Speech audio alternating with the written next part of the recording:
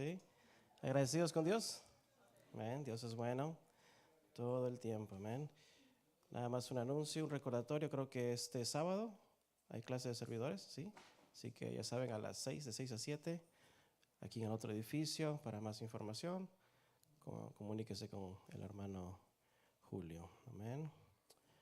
Bueno, ¿listos para la palabra? Amén. Pues vamos a continuar en esta noche con nuestra serie Casos de la Vida Real de un Creyente, ¿verdad? Estamos siguiendo las enseñanzas de Jesús en el hermoso Sermón del Monte. Le invito a que vaya abriendo sus Biblias. Vamos a Mateo capítulo 5, por favor. Mateo capítulo 5. Mateo capítulo 5, ya estaremos en los versículos 27 al 30. Mateo capítulo 5.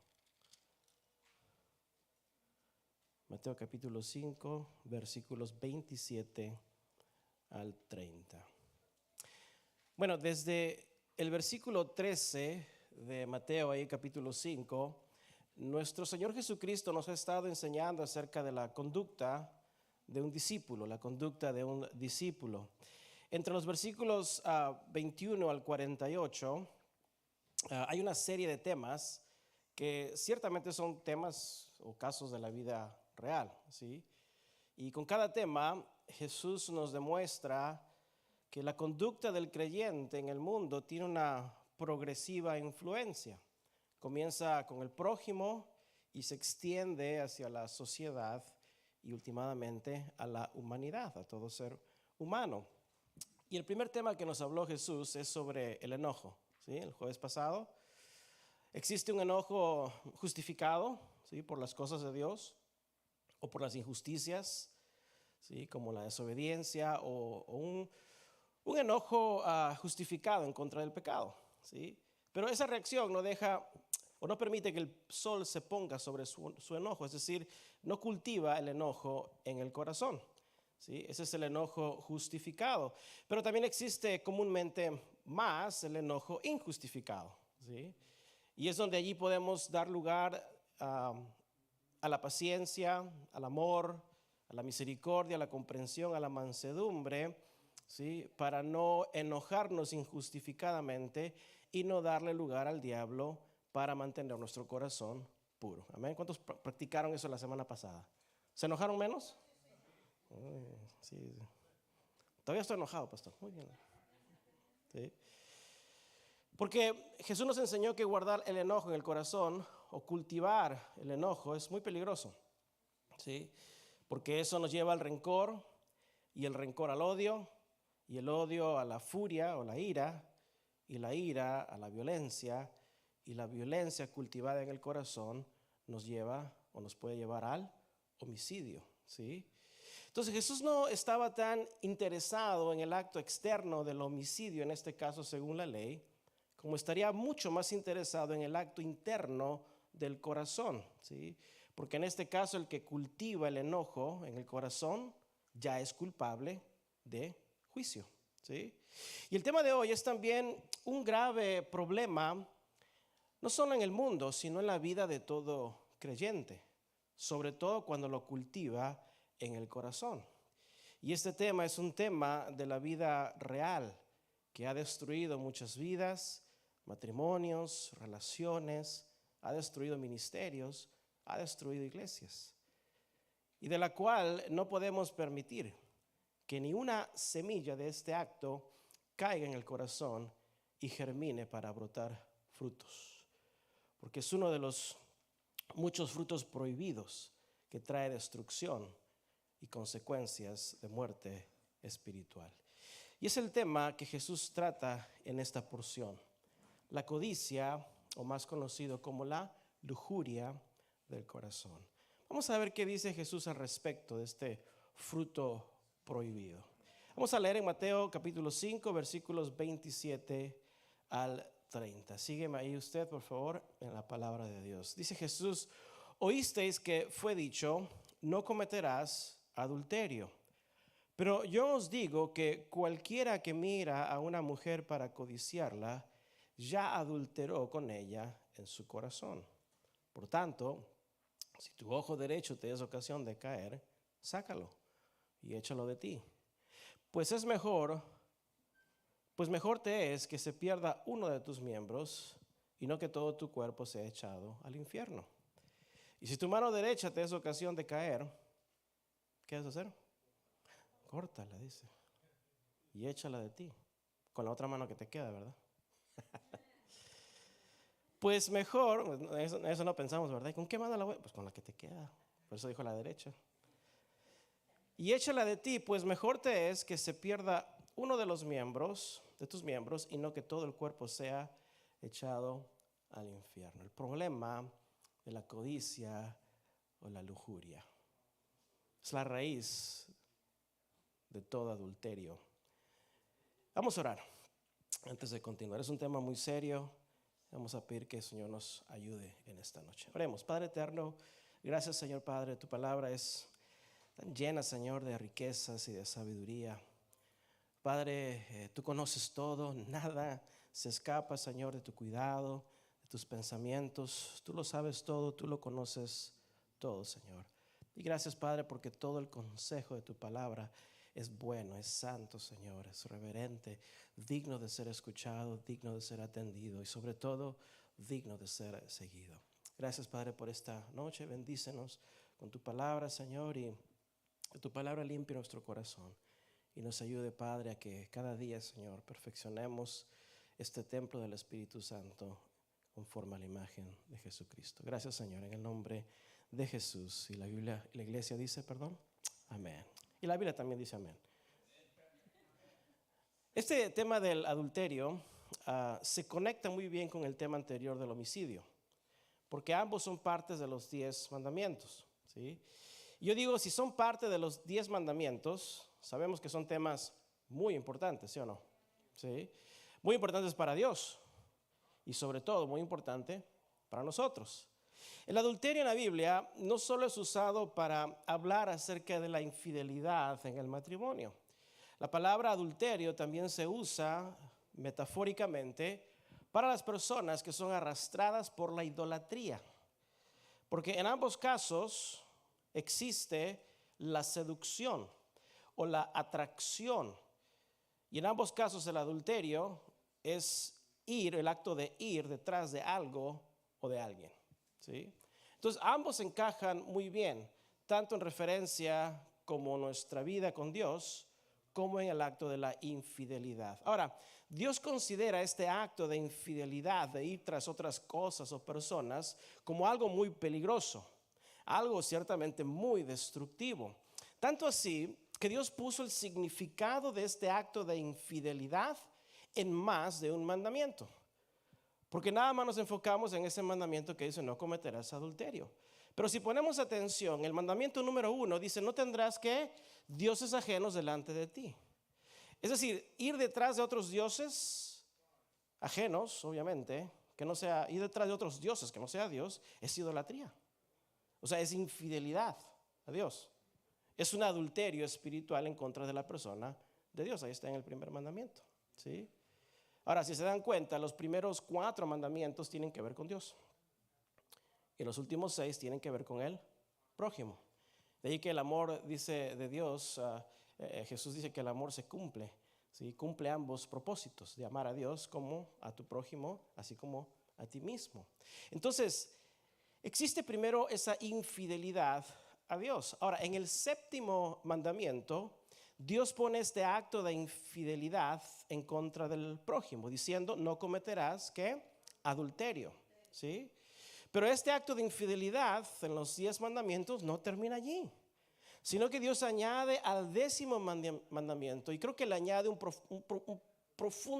mayor propósito o más profundo propósito a este acto externo del adulterio, porque es donde allí trae la codicia del corazón, que es realmente en donde se inicia o donde termina eventualmente el adulterio. Comienza con la codicia del corazón. Y dice ahí en el 10º mandamiento, en Éxodo 20:17, no codiciarás la casa de tu prójimo, no codiciarás la mujer de tu prójimo, ahí está otra vez, ni su siervo, ni su criada, ni su buey, ni su asno, ni cosa alguna en contra de tu prójimo, ¿sí? En 3 lugares, fíjate. 3 veces en los 10 mandamientos, Dios pone un énfasis en este acto de infidelidad.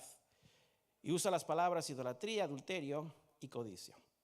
Y la pregunta debe ser, ¿y por qué? Porque bueno, el primer paso que llevó a Eva a pecar en contra de Dios, es decir, la antesala de la caída del hombre, ¿sabes qué fue? Fue la seducción. ¿Sí? En Génesis 3:13 dice que cuando Dios le pregunta a la mujer, ¿qué hiciste? La mujer responde, la serpiente me engañó y comí. Esta palabra engañar significa descarriar o seducir. Lo que Eva estaba diciendo es que la serpiente me sedujo. ¿Sí? Es decir, la antesala a la caída es la seducción. Esta palabra seducción quiere decir ser persuadido por el mal para llegar a cometer un acto ilícito en contra de Dios. ¿Sí? Y este mundo, no tengo por qué decirles, pero está lleno de seducción. ¿Sí o no? Ya ni puedes manejar en el freeway. De repente, ¿verdad? Este mundo está repleto de seducción. ¿Sí? Y somos seducidos no solamente en este asunto del adulterio, sino somos, por ejemplo, seducidos por el dinero o por la vanagloria. Y cuando somos seducidos por el dinero o la vanagloria, ahí viene la otra palabra, codiciamos las cosas materiales. Codiciamos las cosas que otros tienen. Y el materialismo se convierte en un ídolo. Hemos adulterado en contra de Dios. Otro ejemplo del que podemos ser seducidos es por el orgullo. ¿Sí? Y dice en Proverbios 16:18 que antes del quebrantamiento es la soberbia. Antes de la caída es la altivez del espíritu. ¿Sí? Entonces, el cristiano en muchas maneras es seducido, es tentado a pecar. Y si no vencemos la tentación, vamos a ser llevados a contemplar o a codiciar el pecado. Y es lo que hizo Eva. Y luego de codiciar el pecado, porque dice que lo que vio era bueno, ¿sí?, a los ojos, ella cede, cae y el pecado entra a la humanidad. O sea, este asunto es importante, es muy grave porque, bueno, es uno de los pecados en donde se manifiesta el quebrantamiento del ser humano y de su comunión con Dios. Ahora, este tema o mandamiento del adulterio comienza con la seducción del corazón, con el propósito de caer y llegar a cometer algún acto ilícito sexual. Ahora, como les digo, no creo que es necesario darles todas las estadísticas de la destrucción a causa de la infidelidad en los matrimonios, en las familias o en la sociedad. Tampoco es darle necesario todas las estadísticas para comprobar que hoy en día casi todo está contaminado de sensualidad. ¿Sí o no? Desde los comerciales hasta en las tiendas, donde vayas hoy en día, más que seguro que vas a atravesar o vas a toparte con algún tipo, un problema de seducción. Todo en el mundo está inclinado a seducir al hombre o al ser humano. ¿Sí? Hoy en día no es necesario tener una revista Playboy. ¿Sabes por qué? Porque tiene su teléfono. Aquí está. Fíjate. O sea, hoy en día es más accesible que hace mucho tiempo atrás. ¿Sí? Este tema de la codicia o la lujuria, si llegó a ser un fuerte problema en el tiempo de Jesús, sigue siendo un grave problema el día de hoy. Porque la maldad no ha menguado. Jesús dijo que la maldad más bien se ha multiplicado. Y a causa de la multiplicación de la maldad, el amor de muchos a Dios y al prójimo se ha enfriado. ¿Sí? Este tema es muy triste. He sido testigo de iglesias que han sido destruidas porque el pastor o algún ministro en la iglesia cayó en este tipo de pecado. Es muy grave. ¿Sí? Este tema de la codicia sexual es muy peligroso, es muy delicado.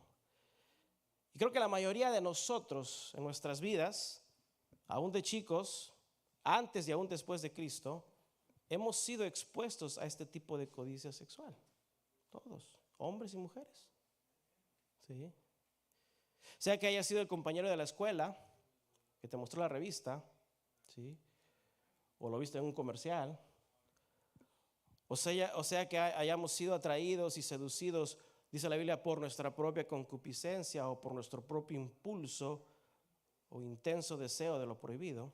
Pero tristemente todos hemos sido expuestos al sensualismo o a la perversión sexual. ¿Sí?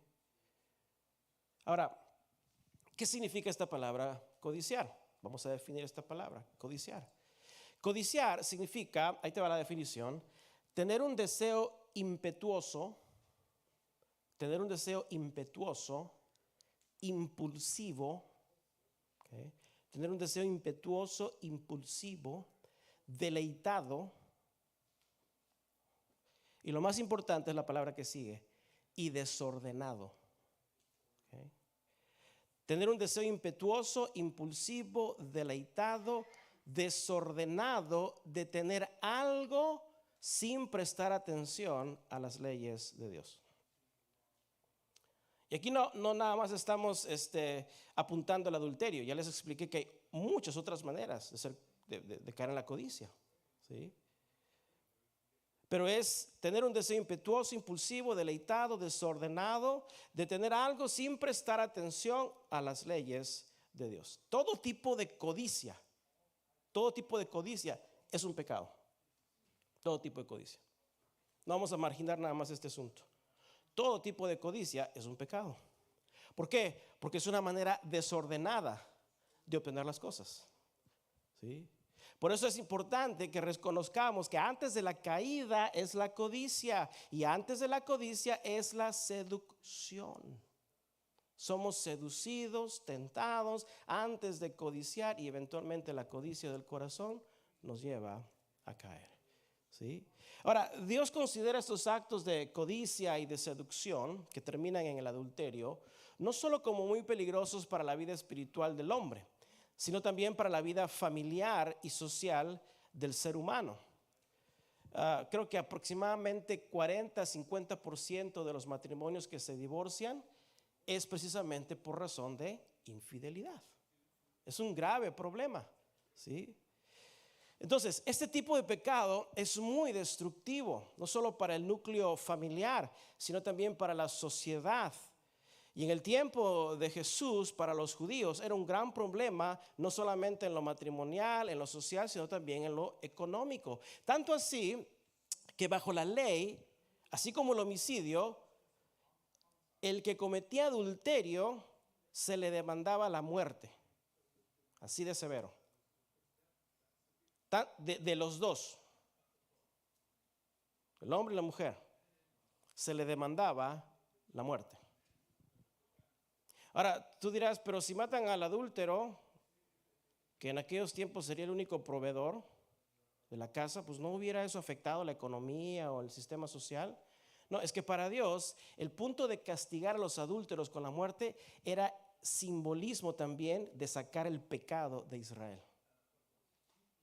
Erradicar el pecado en Israel. Dios quería no solo a algunos de su pueblo en santidad, Dios quería a un pueblo santo. Todos. O sea, el propósito de la muerte era erradicar el mal del pueblo. Porque cuando el pueblo permitía el pecado, Dios los castigaba severamente. Porque Dios es Dios de una sola iglesia, un solo cuerpo en Cristo. Santificada, pura, sin manchas, sin arrugas, es la iglesia por la cual Cristo viene. Entonces la muerte de los pecadores también era simbólico de erradicar el pecado, de sacar el pecado del pueblo de Dios. Por eso en la ley no había ninguna provisión de sacrificio para la expiación o para el perdón de ese tipo de pecado, de adulterio. No había ofrenda que tú pudieras dar. La condenación automáticamente del adulterio era ¿qué? La muerte. Y de los dos. ¿Sí? El rey David, ¿se acuerdan del rey David? El rey David sabía esto. Cuando precisamente David, un día, andando de flojo, porque debería haber estado en guerra, Pero se levantó al mediodía, bien fresco, ¿verdad? Caminando ahí por los... Y luego fue seducido en su corazón al mirar a Betsabé bañándose ahí a la intemperie. Así como el programa de televisión, Al Descubierto. Y David deja que la seducción de su corazón lo llevara, fíjate, a la codicia. Ahí está. Y David comienza a codiciar la mujer que no le pertenecía. ¿Y esa codicia a qué lo llevó? ¿A qué? A adulterar. ¿Sí? Y David comete adulterio con Betsabé y luego, fíjate, se convierte en homicida porque planeó la muerte del esposo de Betsabé para ocultar su pecado. Fíjate cómo comenzó todo con una seducción. Una simple pasadita de mañana por ahí, ¿verdad? David debió haber seguido caminando. Pero ahí se quedó. Y esa seducción se convirtió en codicia. Y la codicia lo llevó al adulterio. ¿Está clara la secuencia? ¿Okay? Entonces tienes que cuidarte de la seducción, porque comienza todo. ¿Sí? David era culpable de doble muerte, porque fue adúltero y homicida. Era como para que muriera, Dios lo resucitara y lo muriera otra vez, que se le quite. ¿Sí? Doble homicida. Pero David sabía la ley. Él sabía que no había provisión en la ley, no había sacrificio para el perdón de sus pecados. David sabía que él merecía ¿qué? La muerte. Pero cuando David fue confrontado con su pecado por el profeta Natán, que simbólicamente representa al Espíritu Santo, porque cuando hacemos lo incorrecto en el corazón podemos esconder muy bien las cosas, pero de los ojos de Dios no escondemos nada. ¿Sí? Entonces, y el Espíritu Santo ahí comienza, ¿verdad? Y así como Natán lo confrontó a David, y David reconoce su pecado y se arrepiente. Y en una, yo diría, anticipada muestra de la gracia de Dios, aún en el periodo de la ley, Dios lo perdona y Natán le dice, ciertamente Jehová dice, no morirás. Wow. La gracia dentro de la ley. ¿Sí? Pero Dios le dijo, tu casa experimentará muerte. ¿Por qué? Porque mientras que Dios perdona nuestros pecados, esa es la gracia, los pecados tienen sus consecuencias. Amén. Es parte de las consecuencias del pecado. Y David en ese conocido Salmo 51 que dice, crea en mí, oh Dios, ¿cuál es ese salmo? Un corazón limpio. Ese era un salmo penitenciario, de penitencia, de arrepentimiento. Y allí David dice en el Salmo 51, 16, porque no quieres sacrificio que yo lo daría, no quieres holocausto. No es que Dios no quería sacrificio, sino que David reconoce que bajo la ley no había sacrificio que lo perdonara y lo librara de la muerte. Él era culpable doblemente de muerte. Pero bajo la gracia, Dios le extendió su misericordia y perdón a la vida de David. Y en lugar de sacrificios, David dice, para el perdón de un grave pecado como el homicidio y el adulterio, que no existe realmente sacrificio, David reconoce un mejor sacrificio que Dios siempre va a aceptar aún en nuestros peores pecados. Y dice, los sacrificios de Dios son el espíritu quebrantado, porque al corazón contrito y humillado no despreciarás tú, oh Dios. David estaba reconociendo que para un pecado que comienza en el corazón no hay mejor sacrificio que el arrepentimiento del corazón. Esto es bajo la ley. Esto es la gracia de Dios en la ley. Hello.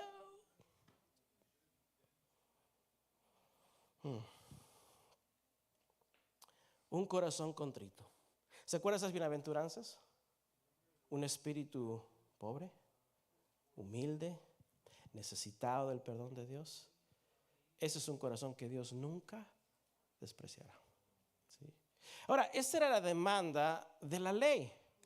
Y como aprendimos en el tema anterior, cada uno de estos temas, ando un poco resfriado, cada uno de estos temas que estamos viendo, cada uno de estos conductas del creyente, la ira, la lujuria, el divorcio, las promesas, las represalias, los enemigos, Jesús comienza con cada una diciendo, oísteis que fue dicho, ¿sí o no? ¿Se acuerdan?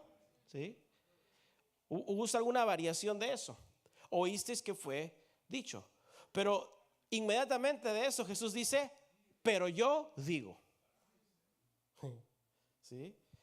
Acuérdense que Jesús menciona primero la ley oral de los escribas y fariseos, porque ellos eran los únicos que tenían acceso a la ley de Dios. Y lo que la gente escuchaba era lo que los fariseos y escribas enseñaban, pero a su conveniencia, no conforme al mandamiento de Dios. Por eso Jesús decía, oísteis que fue dicho. Pero Jesús ahora, bajo la gracia, que por cierto demanda más que la ley, Jesús dice, pero yo os digo. ¿Por qué? Porque Cristo verdaderamente pone el énfasis en el propósito de la ley. Y estos versículos son muy claros. Miren lo que dice el versículo 27. Ahí está esa variación. Oísteis que fue dicho, no cometeréis adulterio. Esto era la ley. Es cierto, sigue siendo cierto. Pero yo os digo, y aquí viene la aplicación de la gracia, que cualquiera que mira a una mujer para codiciarla, ya adulteró con ella en su corazón. ¿Sí? Ahora, ustedes me han escuchado decir que la gracia es mayor que la ley. ¿Por qué la gracia es mayor que la ley?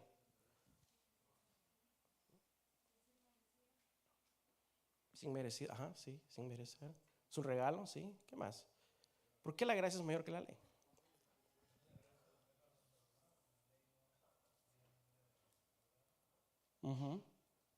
La ley solo demandaba lo externo. Eso demandaba la ley. Pero la gracia, por cierto, no ha dejado de demandar lo externo, sino que la gracia ha perfeccionado la ley. ¿Cómo? Demandando también lo interno. Otra vez, la gracia dentro de la ley.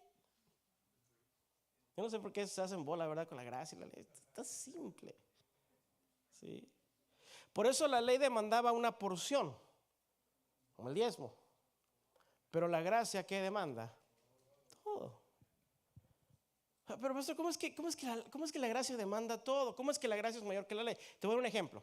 Digamos que tú vas a aplicar por un trabajo y para ese trabajo tú tienes todas las cualidades, toda la experiencia, todas las calificaciones y todos los títulos.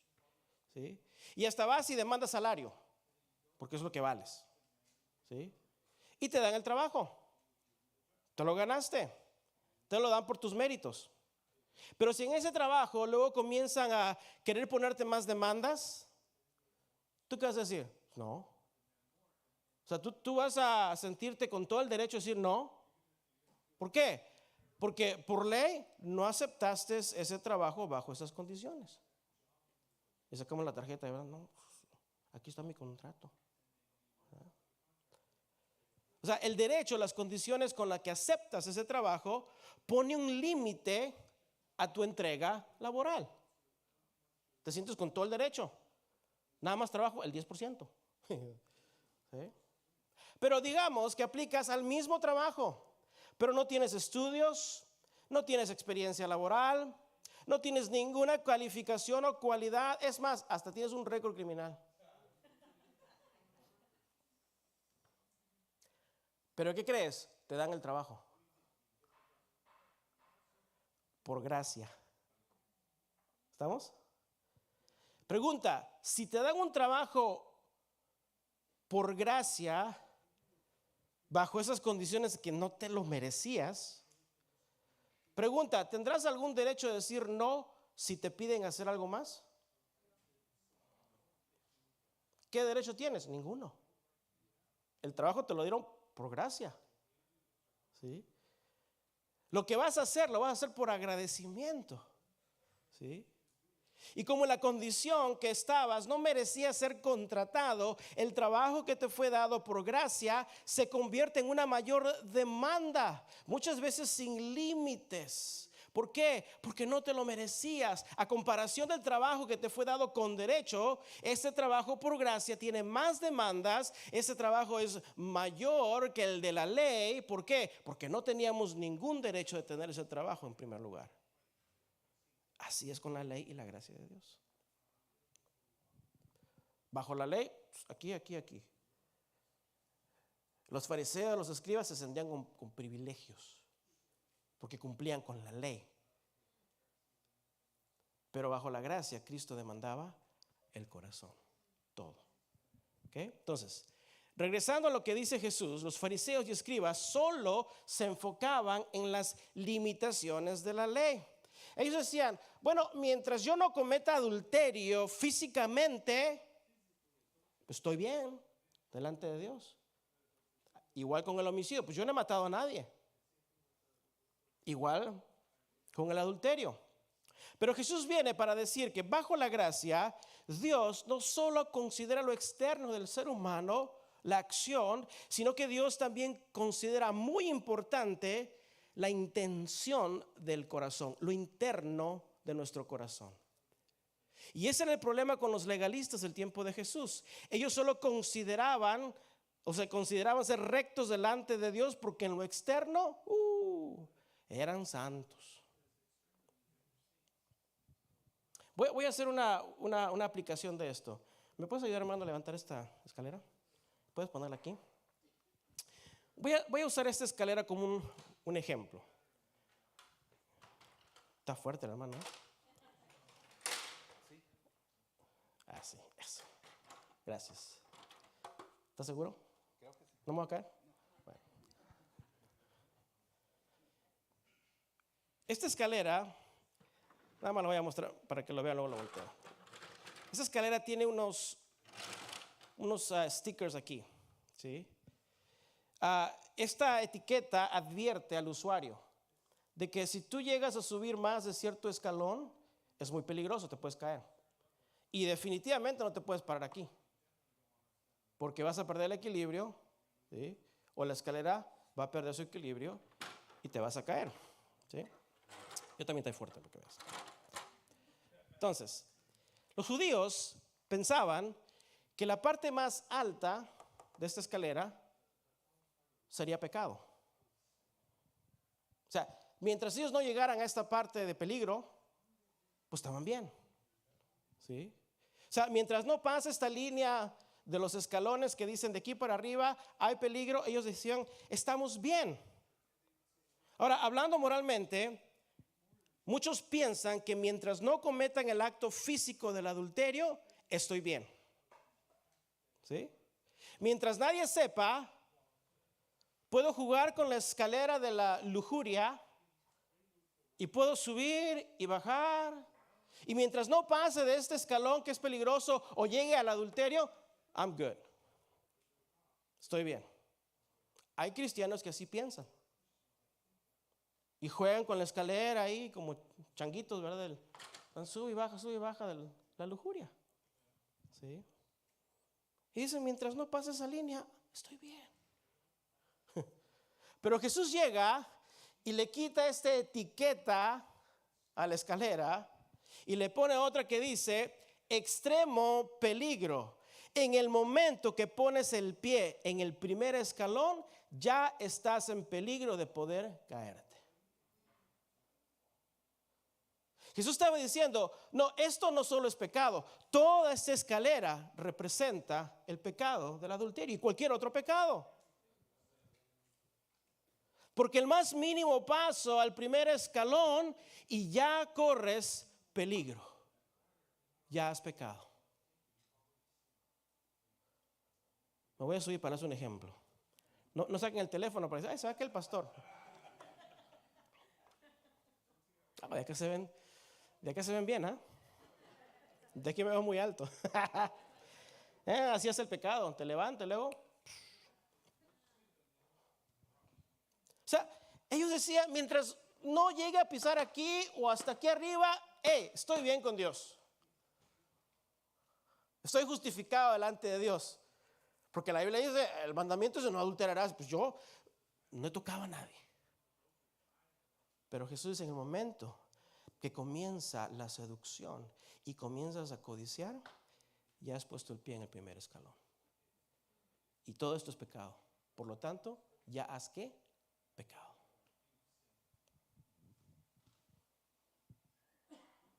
¿Sí? La advertencia de Jesús es esta, muy simple.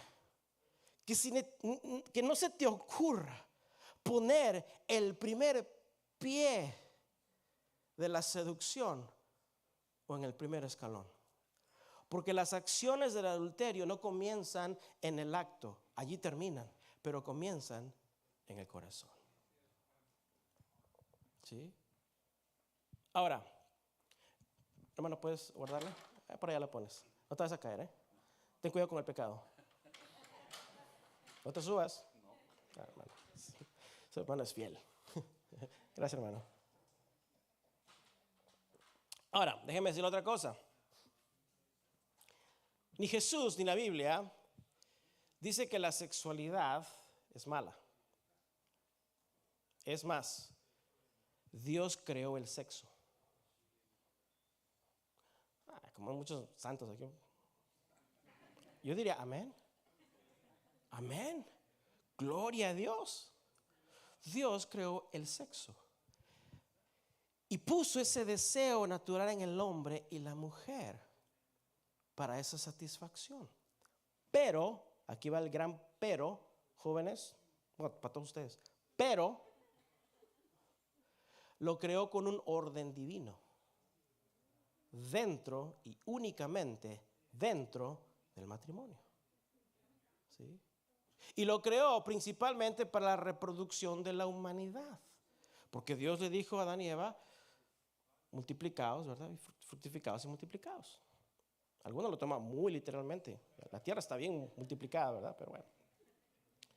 Porque si Adán y Eva no hubieran tenido ese deseo, el primer día que Adán hubiera visto a Eva, le diría, Eva, mucho gusto en conocerte, me voy a pescar, y ninguno de nosotros estaría aquí. ¿Sí? No, Dios creó el sexo. Es un deseo natural, pero tiene un orden y un lugar, y es dentro y exclusivamente dentro de un santo matrimonio. Amén, jóvenes. Guárdate y cuida tu corazón. Es más, Eclesiastés 9, 8 y 9 dice, así dice en una traducción: vístete bien, báñate, perfúmate, arréglate bien y goza de la vida con la mujer que amas. Ahí les va, esposos, báñense. Mi esposa estuvo fuera unos días con mi suegra y nos veíamos ahí en el FaceTime. Me dice, amor, ¿no te has bañado? No, es que pues no estás aquí. ¿Por qué me baño? Estoy trabajando. Y que llega temprano y me encuentra, sí, me había bañado todavía. Fíjate. Por eso este versículo me cayó bien. Vístete bien, báñate, perfúmate, arréglate bien y goza de la vida con la mujer que amas. Hay mucho explícito ahí en esa parte que dice, gózate con la mujer de tu juventud. Es lo que dice la Biblia. Y si eres casado, y solo si eres casado, bueno, lean juntos Cantar de los Cantares. Porque si eres soltero y lo lees, luego te vas a querer casar. No, Jesús no estaba condenando el sexo. El sexo es creación de Dios y tiene su debido lugar. Y una vez más es dentro del santo matrimonio. Pero cuando Jesús dice que cualquiera que mira a una mujer para codiciarla, ya adulteró con ella en su corazón. Ahora hay que examinar estas palabras de Jesús. ¿Sí? Porque de lo contrario estaríamos así los varones, ¿verdad? Hermana, ¿cómo está? Dios la bendiga. Dice la palabra que no puedo mirarla. Dios la bendiga, hermana. Dios la bendiga. Por favor. Y las mujeres también, porque a veces se les escapan las miradas.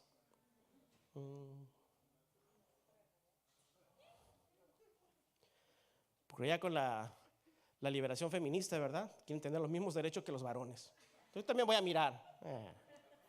Hombre y mujer, para todos. ¿Sí? Jesús no estaba hablando del mismo acto del adulterio cuando dice que cualquiera que mira a una mujer, para cualquiera que mira a una mujer. Sí, es como el tema de jueves pasado sobre la ira. O sea, enojarte con el prójimo. Déjame regresar un poquito. Jesús no está diciendo que cualquiera que mire a una mujer adultera. Ahí voy. ¿Sí? Porque el tema pasado que vimos de la ira, enojarse con el prójimo, llamarlo necio, fatuo, aunque es muy grave, no te hace un homicida. ¿Sí? Como les dije en el tema anterior, prefiero 1000 veces que estés enojado conmigo a que me mates. O sea, no está diciendo eso Jesús.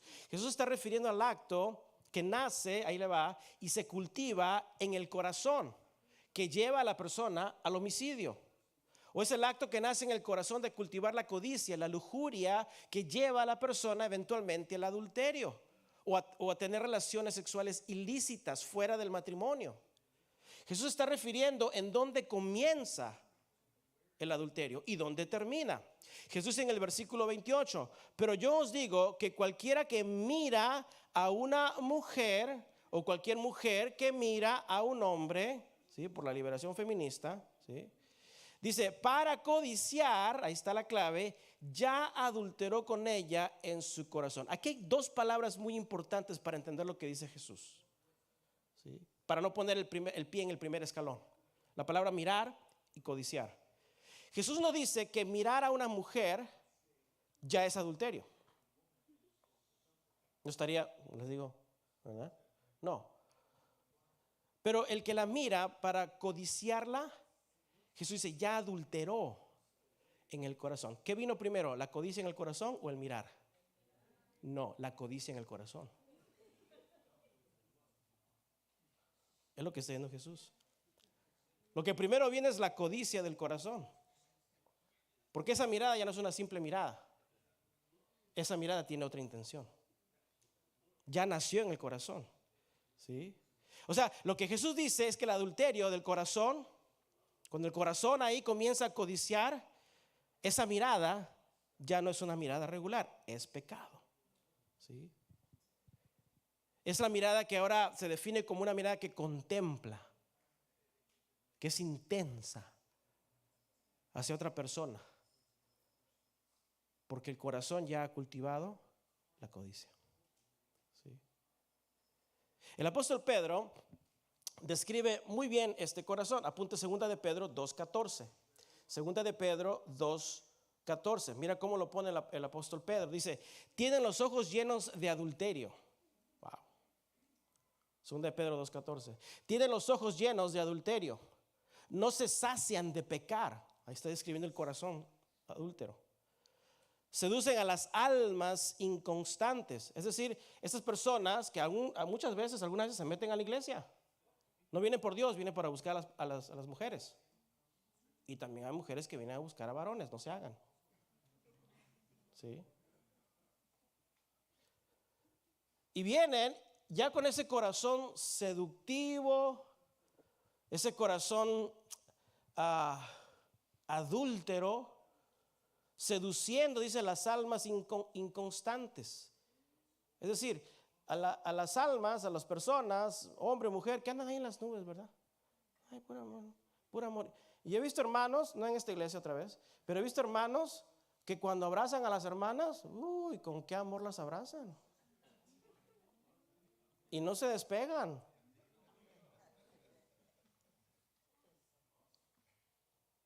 Y son abrazos que tú te das cuenta, no, este tiene el corazón bien adúltero. Y todavía quieren hacer grupo de hermanas. Vengan hermanas todas ahí. Ahí están en las iglesias. Me han compartido de otros lugares. Ay, no, son cosas terribles que, bueno, con el versículo tenemos suficiente, ¿verdad? Tienen los ojos llenos de adulterio, no se sacian de pecar, seducen a las almas inconstantes, tienen el corazón habituado, fíjate, a la codicia. Ya están así.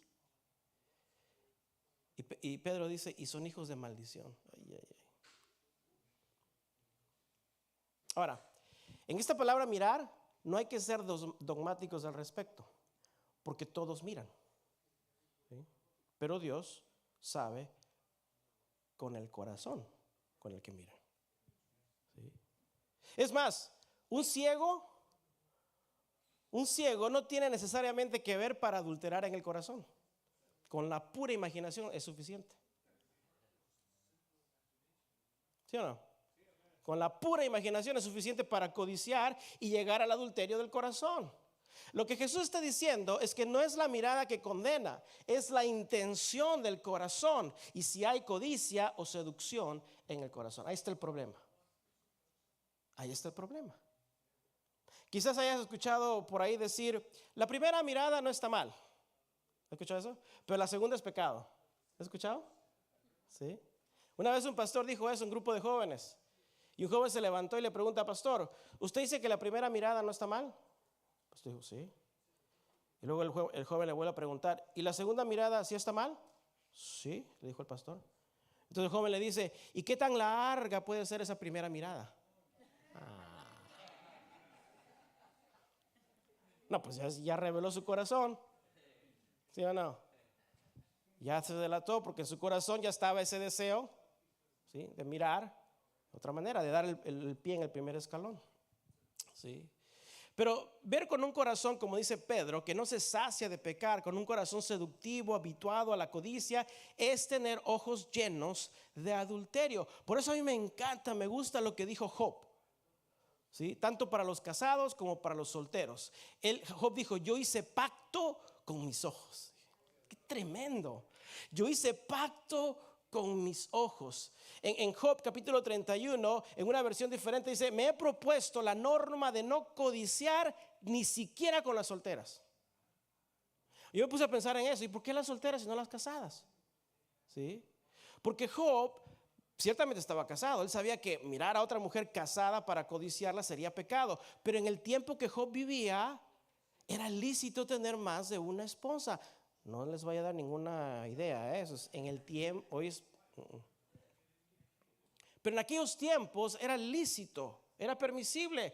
Pero Job era un hombre recto y justo delante de Dios. Y la versión original dice, he hecho pacto con mis ojos para ni siquiera ver a una virgen, a una soltera. Porque según el contexto del tiempo él podría, pero aún él se propuso en su corazón suficientes con una esposa. ¿Y qué esposa le tocó, Oh, dice, ya, pero fue la esposa que le dijo al final, pues ya, maldice a tu Dios y muérete, le dijo a Job. Pero aún así Job, recto y justo, dijo, esa es mi esposa y es la única para quien mis ojos le pertenecen. Él hizo pacto consigo mismo. ¿Sí? Todo comienza con la pureza del corazón. Ahora Jesús nos está enseñando, está interesado en que guardemos el corazón, nuestro corazón, el corazón del hombre. Ahora usted recuerda la historia de una mujer allí en Juan capítulo 8 versículos 1 al 11, una mujer que fue encontrada en el adulterio. ¿Se acuerda esa historia? Y se la trajeron a Jesús. Curiosamente le traen solo a la mujer, porque dicen ellos, fue sorprendida en el adulterio, ni modo que la encontraron sola. ¿Y dónde estaba el susodicho? Bueno, en fin. Los escribas y los fariseos llegan, la traen y le dictan la ley a Jesús, porque ellos sabían que Jesús era compasivo. Y le dictan la ley. Entonces le dicen, maestro, esta mujer ha sido sorprendida en el acto mismo del adulterio. Y vean lo que dicen, y en la ley nos mandó Moisés apedrear a tales mujeres. ¿Tú pues qué dices? Yo hubiera dicho burros, porque la ley de Moisés dice que ambos debían ser apedreados. ¿Dónde está el otro? No, pues se nos escapó, me lo traen, si no, no hay apedreamiento. Qué bueno que no fue Jesús, ¿verdad? Y a él le voy a tirar primero, la primera piedra se la voy a tirar a él por andar escapándose, ¿verdad? Sí. Pero en fin, y cuando Jesús dice ahí que Jesús se inclinó al suelo y comenzó a escribir en la tierra con su dedo. ¿Sí? Y más tarde uno por uno se comenzó a ir. Ahora, no se sabe lo que Jesús escribió, pero conociendo el carácter de Cristo, yo deduzco lo siguiente. Dos cosas sabemos del carácter de Cristo. Que no importa cuán severo es el pecado, Cristo no es el acusador. Amén. Cristo no es el acusador. El acusador es el diablo. Y lo segundo que sabemos, que Cristo no avergüenza al pecador. Algunos asumen que Jesús estaba escribiendo los pecados y los nombres de cada uno de los que estaban ahí, ¿verdad? Pepito hizo esto, se va. Juanito hizo, no está, hizo esto, va y se va. Y está escribiendo y poniéndolos en vergüenza. Yo no creo que Jesús haya hecho eso. ¿Qué escribió entonces Jesús en tierra? Bueno, primero Jesús comienza a escribir y los fariseos le seguían insistiendo. Dice que luego Jesús se para y les dice: el que de vosotros esté sin pecado, sea el primero en arrojar la piedra contra ella. Así le respondió. Y después de eso Jesús se vuelve a la tierra y sigue escribiendo. Ahora, Jesús es justo. Es otro atributo que sabemos de él. Él no estaría diciéndoles que el que esté libre de todo pecado tire la primera piedra. Jesús está diciendo: el que esté libre de este pecado que la acusan a ella, entonces siéntase con toda la autoridad para tirar la primera piedra, porque él es justo. ¿Ves la diferencia? Yo creo que cuando Jesús, después de haber dicho eso, comenzó a escribir otra vez en la tierra, antes de que se levantara, él hubiera comenzado a escribir: oíste que fue dicho, no cometerás adulterio. Pero Señor, la ley, Y se para Jesús y le dice: bueno, el que esté libre de pecado tiene la primera piedra. Y se agacha, y yo pienso que siguió escribiendo: pero yo os digo que cualquiera que mira a una mujer para codiciarla, ya adulteró con ella en su corazón. Porque dice que acusados por su propia conciencia, salieron de uno a uno, desde el más viejo rabo verde hasta el más joven. Y se quedaron solos. Ahora, esto me dejó pensando: ¿qué tan sucio estaría el corazón de estas personas que con ver a una mujer en la calle las codiciaban en el corazón? Porque nunca he visto cómo se vestían las mujeres judías. Varones, ¿se te antojan? Las mujeres no se quedan atrás. Hermanas, ¿se le antojan? A menos que le mires las chanclas, ¿verdad? Ay, qué bonitos pies tiene el hermano.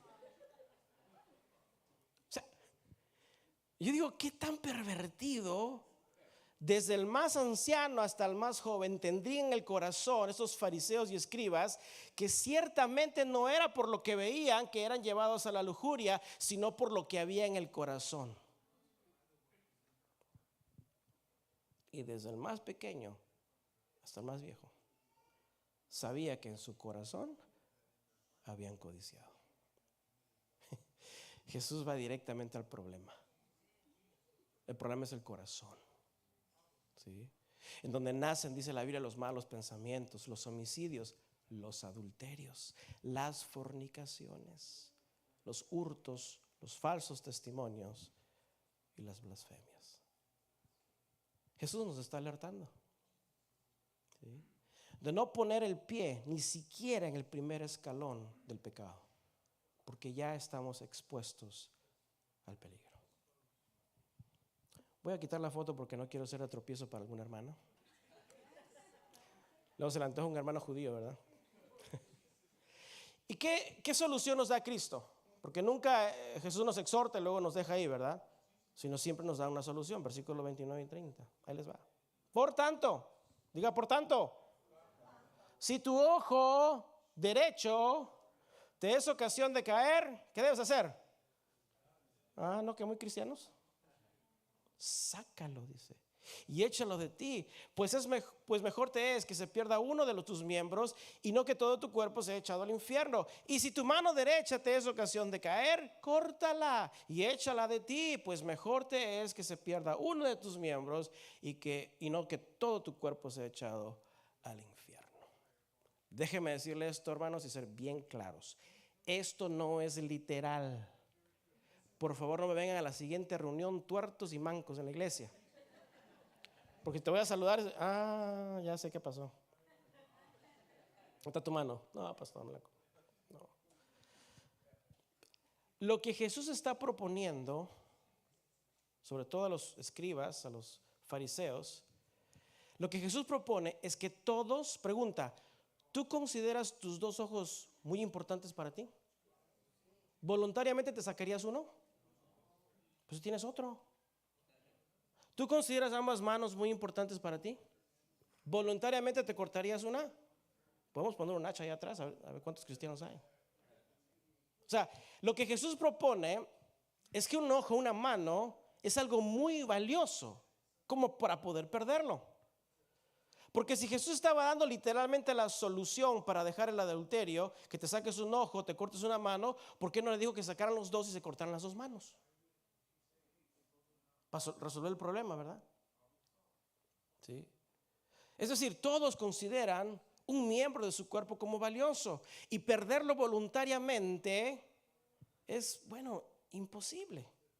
Nadie aquí voluntariamente se sacaría el ojo. Y ese era el punto de Jesús. A esa convicción Jesús quería que los fariseos llegaran. No podemos hacerlo de nuestra propia voluntad. Tú puedes luchar en contra del pecado por ti mismo y no vas a poder, solo con la ayuda de Jesucristo y del Espíritu Santo de Dios. No podemos en nuestras fuerzas resolver este asunto del adulterio del corazón simplemente como hacían los fariseos por seguir la ley. No podemos librarnos de esos deseos inapropiados de codicia o de lujuria. Necesitamos que alguien sacrifique su cuerpo por nosotros para que podamos experimentar un cambio en lo externo, no, en lo interno del corazón. ¿Sí? Y precisamente eso era lo que Jesús les estaba ofreciendo. Un corazón nuevo, una mente nueva. El hombre por sí mismo no puede luchar con esos deseos desordenados, no puede voluntariamente mutilar alguna parte de su cuerpo para librarse del pecado del adulterio. El hombre y la mujer necesitan a Cristo. Es solo cuando Cristo viene a nuestras vidas y se manifiesta, es que entonces podemos ser manifestados con la gloria de Dios. Y dice Colosenses capítulo 3, dice Pablo, hacer morir pues lo terrenal en vosotros. Ahí lo menciona, la fornicación, impurezas, pasiones desordenadas, malos deseos, avaricia, que es idolatría. Y Pablo dice, sean revestidos del nuevo hombre y mujer que es en Cristo Jesús. O sea, Cristo vino para darnos el sentido de la ley, no es lo externo.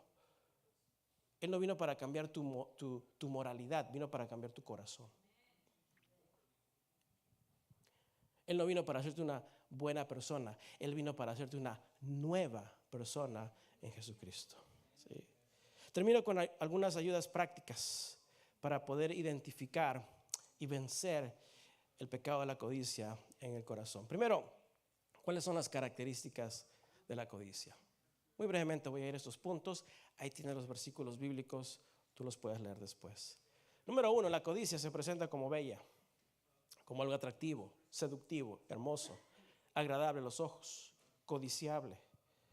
Por eso guarda tu corazón de la atracción con cualquier tipo de persona que no sea tu esposo o tu esposa. ¿Sí? Guarda tu corazón. Letra B, la codicia es fuerte. ¿Sí? Es fuerte. ¿Sí? Pero está limitada a nuestras fuerzas en Cristo para poder resistirla. La codicia no es más fuerte que un cristiano que está decidido a serle fiel. ¿Qué? Cuenta la historia de José. ¿Sí? Él estaba decidido en su corazón por su temor a Dios de serle fiel. Letra C, la codicia tiene poder para derrotar a los creyentes, pero que llevan una vida superficial. Lucas 8:3. ¿Sí?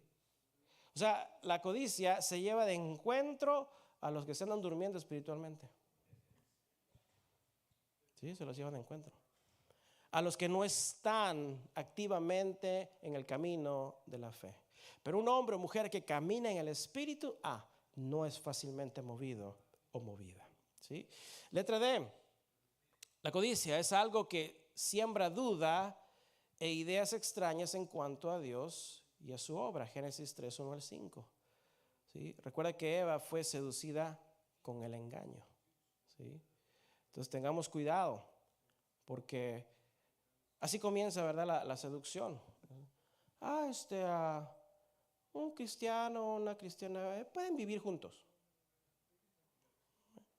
Viven ahí en la casa rentando hombre y mujer. Al cabo, aquí nadie es tentado. Todo comienza muy inocentemente. ¿sí?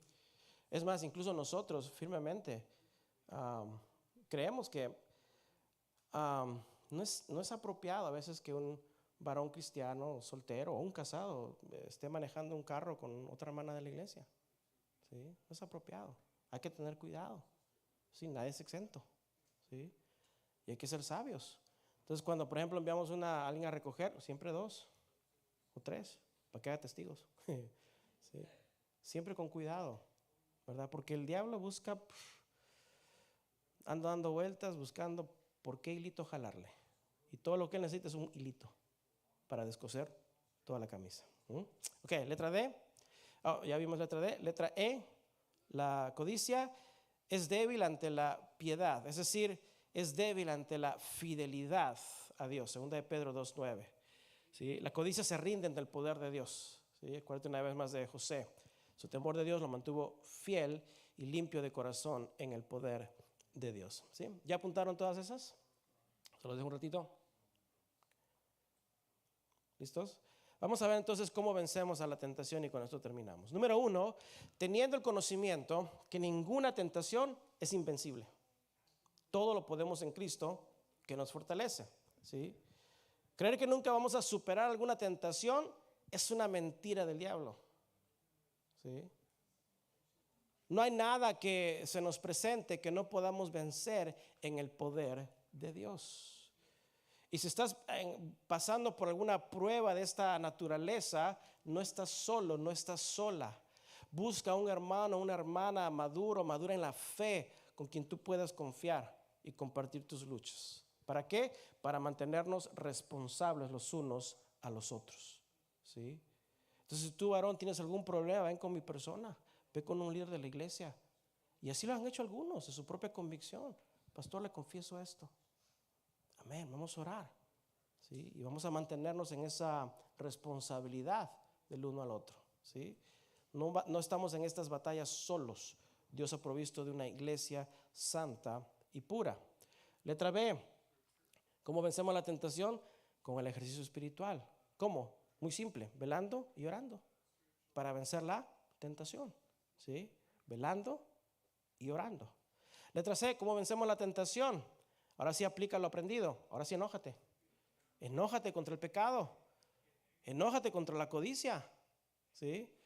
No trates ahí de andar ahí acariciando al lobo, ¿verdad? Ay, qué bonito el lobo. No. Confróntalo con el enojo santo del Señor. ¿Sí? Santiago 4:7. Y letra D, mejor aún, huye de la tentación, ¿verdad? No le des vuelta y que tú vas a convencer. No. Corre de la tentación. Huye de ella. Primera de Timoteo 2:22. Y por último, muy importante, reconoce las circunstancias que te pueden llevar a pecar. Muy simple, ¿sí? Hay situaciones o estado de ánimo, lugares o tiempos que muchas veces nos pueden inducir al pecado, ¿sí? Si tu teléfono es un problema, pues dale la clave a tu esposa. Dale el permiso de que te cheque todo tu historial. Amén. Esposos, ¿tú tienes la clave de tu esposa? ¿Y esposa, tú tienes la clave de tu esposo? Pues debería ser. ¿Sí? Es muy importante. Si tu problema es una computadora, haz lo mismo. ¿Sí? Haz que otra persona de confianza sea responsable de mirar por ti, de revisar tus actividades. Aquí en esta congregación, en otras ocasiones, hemos hecho eso por cuidado de las almas. ¿Sí? Nos dan las claves y muchas cosas porque es bendición tener otra persona madura espiritualmente que está animándome, cuidándome y está allí para apoyarme en los momentos que puede haber debilidad. Y una cosa más, en reconocer las circunstancias que nos pueden hacer pecar, aléjate de las cosas que pueden presentar o seducir tu alma. ¿Sí? O sea, si aprendemos a reconocer las zonas de peligro, vamos a aprender a no pisar ni siquiera aquel primer escalón.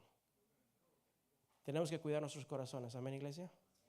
En lo que pensamos, lo que miramos, en lo que mantenemos en el corazón.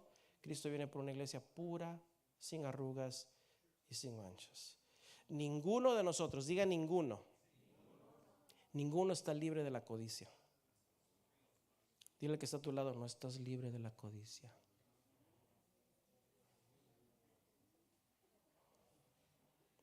Nadie. Busquemos la santidad de Dios, amén. Cada vez más este mundo es bíblico. Es bíblico. Este mundo va de caída y en destrucción. Pero el creyente que persevera solamente puede ir hacia la gloria del Padre Celestial, ¿sí? Y como David en el Salmo 51, clamemos: crea en mí, oh Dios, un corazón limpio y renueva un espíritu recto dentro de mí. Amén. Le damos gracias a Dios. Vamos a orar. Padre Celestial, gracias, Señor, porque tu palabra es tan precisa, Señor, en lo que nos enseña en hacer.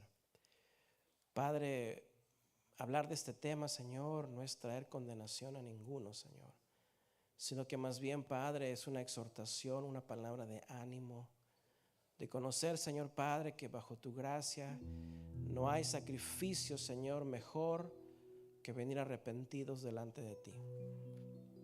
Gracias, Señor Padre, porque tu palabra nos exhorta a cuidarnos, a guardarnos. Es un tema, Señor, que deberíamos constantemente, Señor, hablarlo, enseñarlo, compartirlo. Entre varones, Señor Padre, deberíamos preguntarnos: ¿cómo está tu vida matrimonial? ¿Cómo está tu vida espiritual? ¿Cómo está tu corazón? ¿Cómo está tu mente? Entre mujeres debería también haber esa preocupación las unas por las otras de la vida espiritual. ¿Cómo estás en tu matrimonio? ¿Qué necesitas? ¿Cómo está tu vida con Dios? Deberíamos ir tu palabra que nos exhortemos los unos a los otros en amor. Y Padre, Señor, para eso tú has puesto a la iglesia. Un grupo de personas, Señor, convencidos en nuestro corazón de que tú nos has rescatado del pecado. Conocemos las consecuencias del pecado y la maldad. Gracias, Señor Padre, porque eso es un recordatorio a mantener nuestras vidas, Señor, en santidad. Gracias, Padre, porque nos has dado hermosas armas, Señor, de tu Espíritu, para poder, Señor, vencer la tentación, para vencer a la maldad en este mundo. Padre, Señor, en esta noche, si no hemos sido antes conscientes, en esta noche te pedimos, Señor, y te decimos: Padre, mi vida, mi corazón, mis emociones, mis sentimientos, todo lo que yo soy, Señor, lo pongo a tus pies. Me rindo completamente a ti. Mis deseos, Señor Padre, todo lo que tú has puesto en mí, Señor, yo quiero dártelo a ti, Señor Padre, en santidad.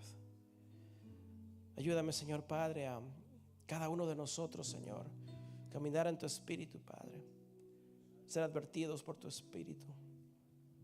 Ayúdanos, Señor, a caminar en integridad, pureza de corazón. Ayúdanos, Señor, a ser el ejemplo, Señor, de Cristo en este mundo. Gracias, Señor, porque yo recibo esta palabra como un fresco recordatorio de guardar constantemente nuestras vidas, nuestro corazón. Porque, Señor Padre, el hombre solo ve lo externo, pero tú, Jehová, tú miras el corazón. Gracias, Padre, Señor, por tu palabra. Guárdanos, Señor, Padre, de todo mal. Así oró, Señor, nuestro Señor Jesús en aquella oración sacerdotal. Guárdanos, Señor, de todo mal. Guarda nuestras vidas, Señor. Guarda nuestro corazón, Señor. Y que tu Espíritu Santo, Padre, que ha sido sellado, que ha sellado nuestro corazón, sea, Padre, tu Espíritu el que también, Señor, nos advierta, nos cuide, nos guarde, nos proteja y nos permita siempre caminar en los caminos rectos de Jehová. Gracias, Señor. Gracias, Padre, porque en la vida de David, Señor, podemos ver tu maravillosa gracia, Señor.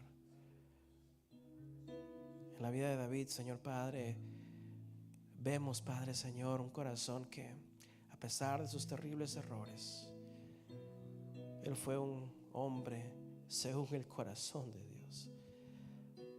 Señor, qué hermosa esperanza tenemos en Cristo. Gracias, Señor. Ayúdanos, Padre, Señor, a grandes y chicos, a nunca levantar el pie y ponerlo en el escalón, Señor, del pecado. Guarda nuestros pies, guarda nuestras manos, nuestros ojos, nuestra mente y nuestro corazón. Te lo pedimos, Señor, en el nombre de Jesús. Y la iglesia dice: amén.